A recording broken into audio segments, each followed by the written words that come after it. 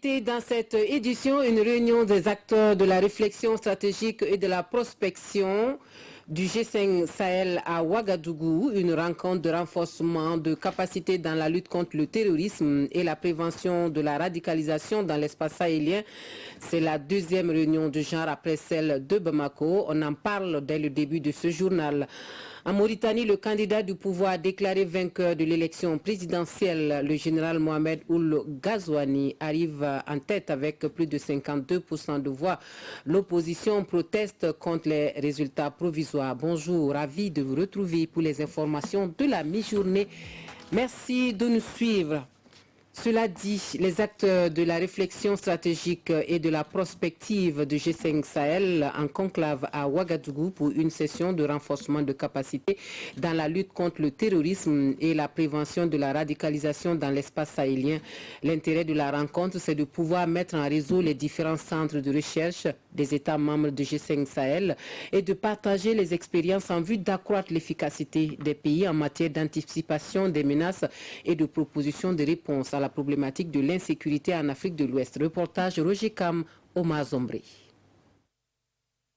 Les centres d'études stratégiques des pays membres de l'espace G5 Sahel sont ici en séminaire de renforcement de capacité.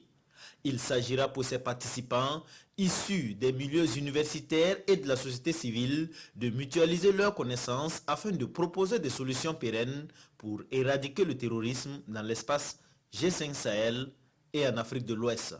Il s'agira de décloisonner la recherche, de faire en sorte que les chercheurs entre eux se parlent plus souvent dans leurs recherches, qu'ils fassent des recherches conjointes, qu'ils financent des recherches conjointes. Deuxième enjeu, il faudrait arriver à établir un lien entre les chercheurs et les décideurs politiques. Le Burkina Faso assure actuellement la présidence tournante du G5 Sahel. Pour la ministre déléguée auprès du ministère en charge du budget, les décideurs politiques attendent beaucoup de cette rencontre.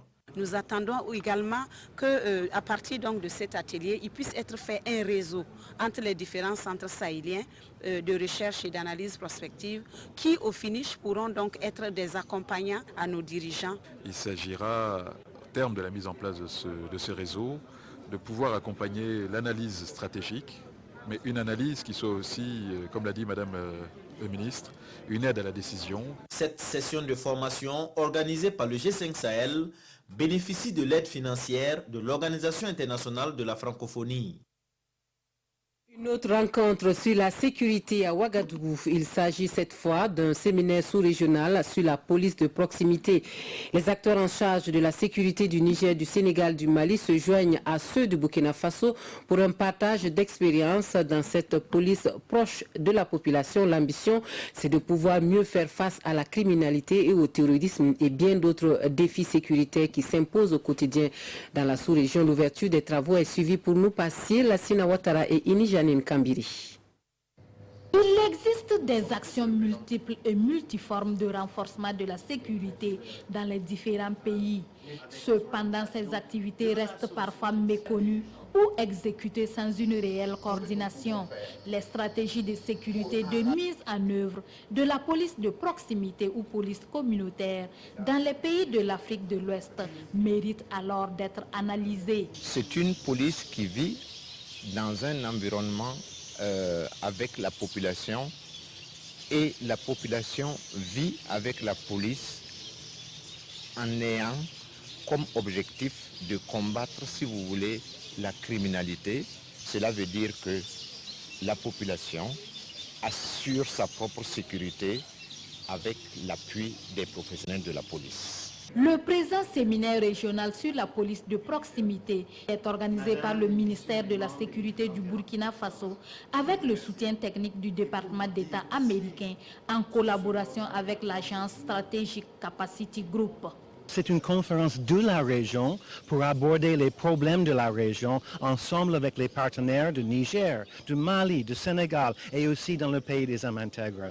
Alors nous sommes contents de pouvoir donner un petit coup de pouce aux spécialistes, aux professionnels qui abordent cette question de police de proximité en face d'un défi importants qui touchent ce pays. À l'issue des 72 heures d'analyse et de mutualisation des expériences, sortiront des stratégies plus adaptées aux différentes réalités et permettront une mise en œuvre efficace de la police de proximité dans les pays de la sous-région.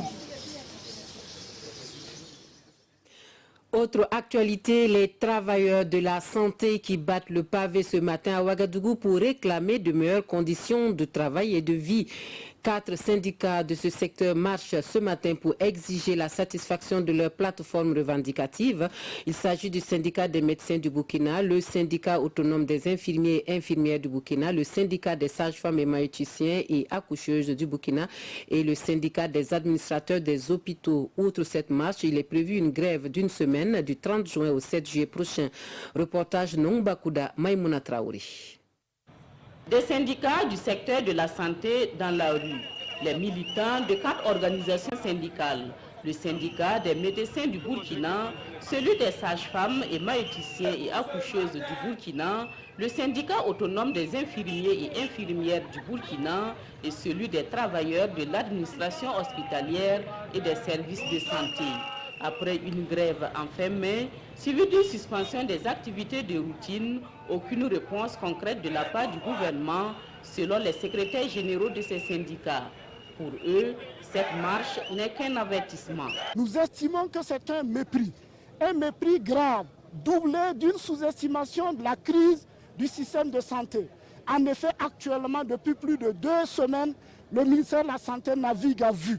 Le ministère de la Santé ne dispose d'aucune statistique pour prévenir des épidémiologies, pour prévenir un certain nombre d'aspects. Depuis plusieurs mois, il y a des pannes dans les laboratoires. Dans la plupart des structures de santé, il n'y a plus de films de radiologie. Les réactifs sont en passe de finir. Nous sommes en train d'aller dans un déclin du système de santé. Et nous interpellons les autorités sanitaires à ne pas sous-estimer la crise sanitaire pour le bien-être des populations. Partis de la Bourse du Travail, ils sont allés au ministère de la Santé où ils ont remis un message. Nous sommes tous des acteurs du secteur de la santé et nous travaillons à ce qu'il y ait de meilleures conditions de travail pour l'ensemble du personnel afin que l'on puisse offrir des soins de qualité aux populations. Donc nous, en tant que gouvernement, nous faisons en sorte que les moyens en termes d'équipement, mais également en termes d'intrants, puissent être disponibles dans les structures afin que la santé puisse rendre le service comme il se doit à la population. Ces syndicats appellent leurs militants à une grève du 30 au 7 juillet 2019 pour, disent-ils, exiger des réponses concrètes et diligentes à leurs attentes. Il prévoit, en cas d'insatisfaction, une suspension illimitée de certaines activités, notamment les consultations, les interventions chirurgicales, les actes paracliniques programmés, les supervisions et évaluations. Autre chose, production, commercialisation et consommation du riz local. L'on en parle à Tinkodogo. La Confédération paysanne du Faso lève un coin du voile sur les difficultés que connaît la filière riz et parmi lesquelles on cite la concurrence, la cherté des intrants agricoles. La conférence de presse donne donc la parole aux acteurs qui appellent au soutien pour la promotion du riz Made in Burkina. Reportage Joël Tandambiga, presse Letiem Touré et Désiré Ilboudo. Les premiers responsables de la Confédération paysanne du Faso face aux journalistes pour parler de la problématique de la production du riz et les besoins pour booster le secteur. Une production actuelle estimée à 300 000 tonnes contre un besoin de plus de 400 000 tonnes. La consommation annuelle atteignant 50 kg par personne, le riz est ainsi devenu depuis fort longtemps la première céréale consommée en zone urbaine. Mais en réalité, la production nationale ne couvre qu'environ 47% des besoins. Cette faiblesse de la production amène le Burkina à recourir à des importations massives de riz de manière continuelle qui engendre des sorties considérables de devises estimées à plus de 51 milliards en 2012 et à 70 milliards en 2015. La cherté des intrants, l'insuffisance des ressources en eau et la concurrence sont entre autres facteurs qui entravent le développement de la filière riz, mais des solutions existent. Pour nous, c'est véritablement travailler à crever le potentiel productif. leur TH2 prisé pour Bagré, par exemple, a un potentiel de 7-8. Ça veut dire qu'il y a encore des marges de progression. Et c'est ce qui permet de dire qu'aujourd'hui, avec une politique d'accompagnement, une politique donc de soutien, on est capable de relever le défi.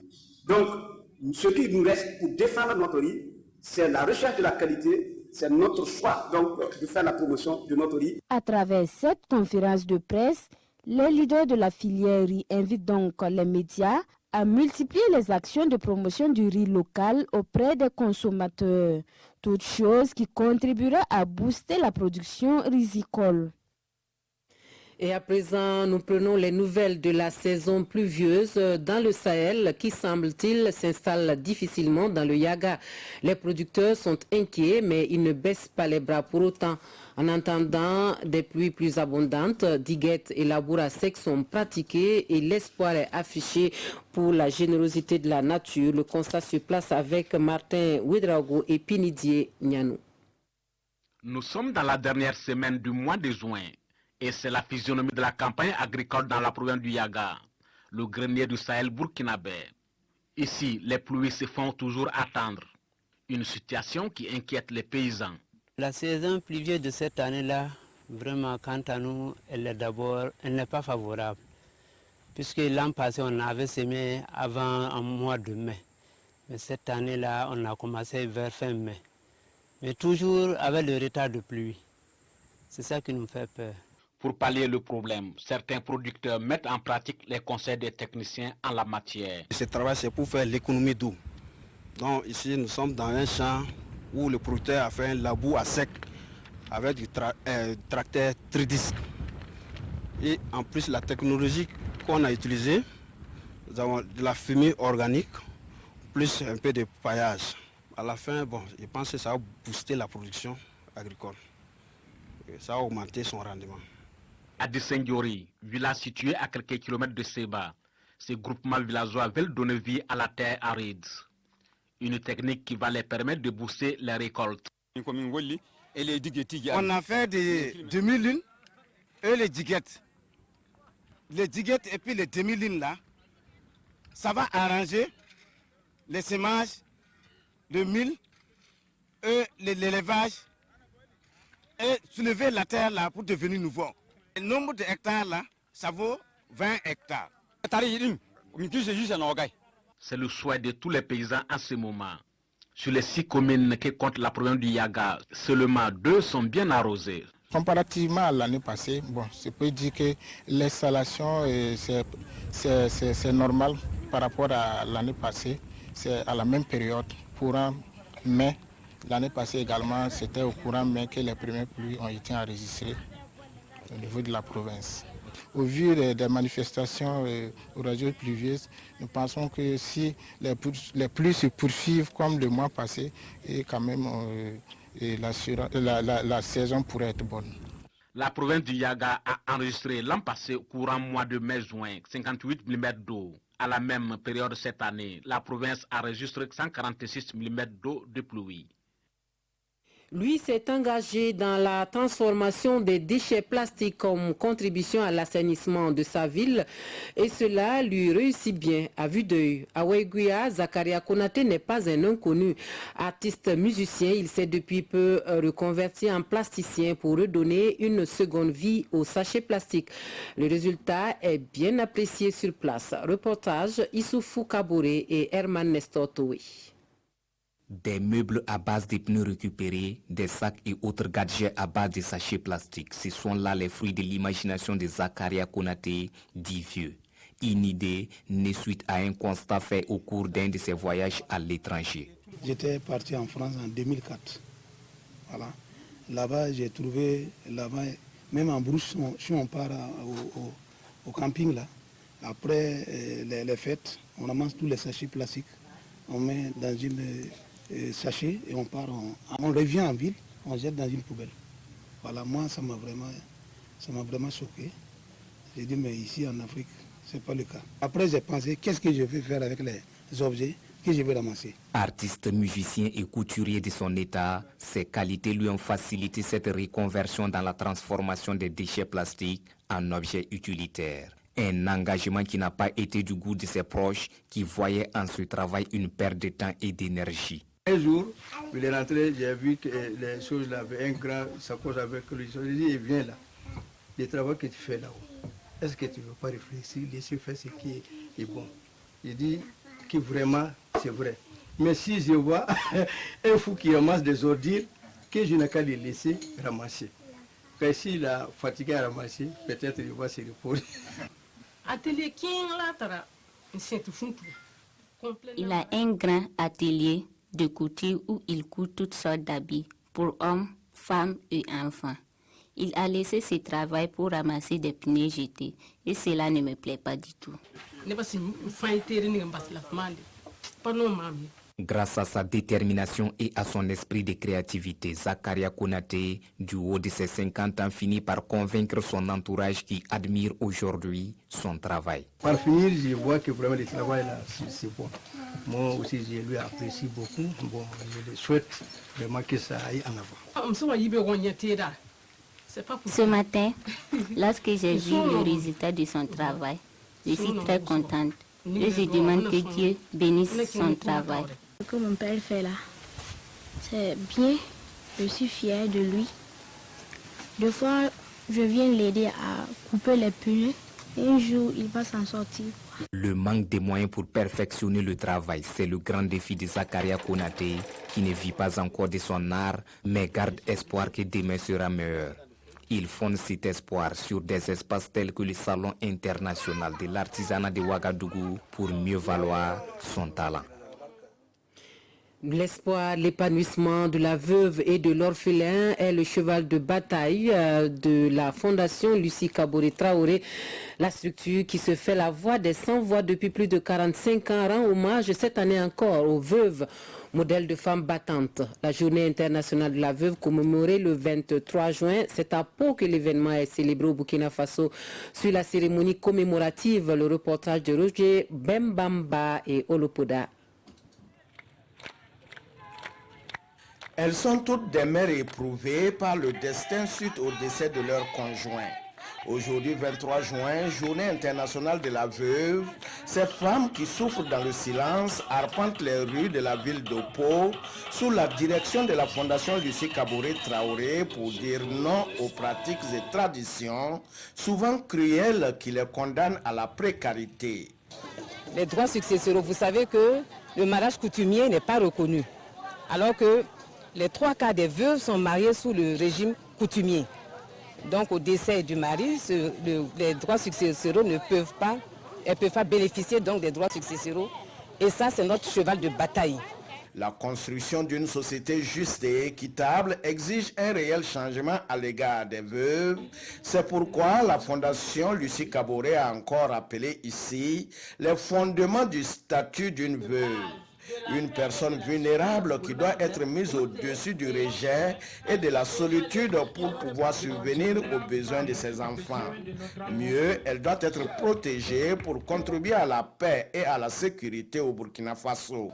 Vous savez que nous sommes dans un contexte aujourd'hui de terrorisme où au quotidien c'est des victimes qui sont généralement des hommes, mais derrière les hommes justement c'est des femmes et qui deviennent des veuves. Et quand on parle de veuves, on parle justement d'enfants vulnérables.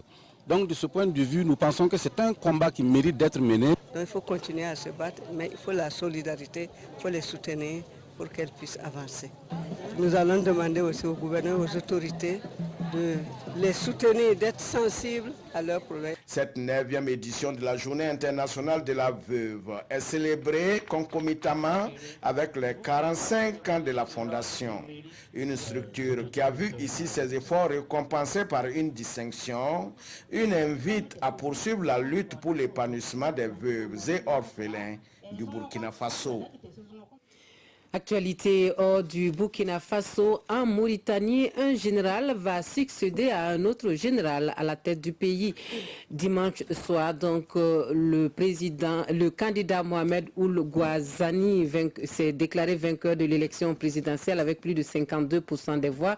Le candidat du pouvoir donc est suivi par 4 opposants, dont le militant anti-esclavagiste Biram Da Abeid, qui totalise 18% des voix, des résultats provisoires qui provoquent l'indignation dans le camp de l'opposition qui appelle à la protestation. En Mauritanie, le candidat du pouvoir à l'élection présidentielle, Mohamed Cheikh El Ghazouani, s'est déclaré dimanche vainqueur dès le premier tour, alors que les résultats étaient encore en cours de dépouillement.